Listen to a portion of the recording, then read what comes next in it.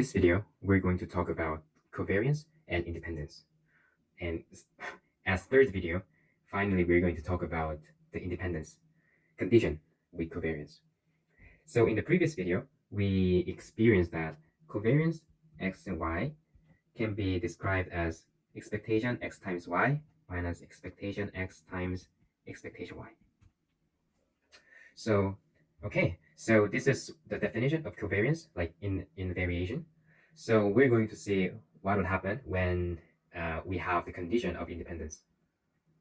So as a second theme of this channel, we talked about the multiplicative property of expectation, which was if there are two variables, a and b, the expectation a times b becomes expectation a times expectation b, only when a and b are independent to each other.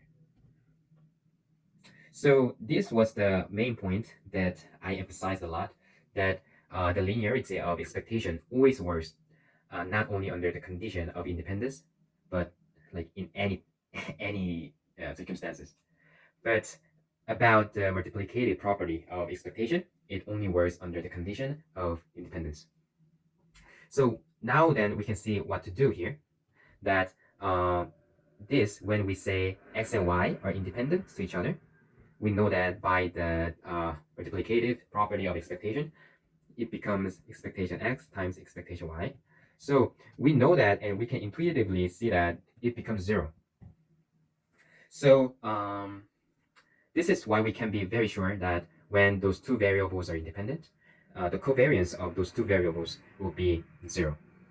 And we're going to use this concept in the proving of the standard deviation of simple mean.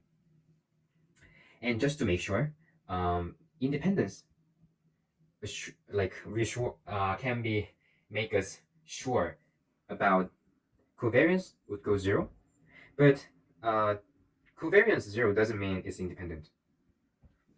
Like you can easily imagine why it doesn't work, because let's say expectation x is 2 and expectation y is 3, so this value would be 6. So when it's independent, it works because it's gonna be like this. But let's just imagine a situation that like I would say as an accident, expectation x times y becomes 6, but they're not independent, but it can still be 0, right? So when covariance is 0, I would say by accident, it can still be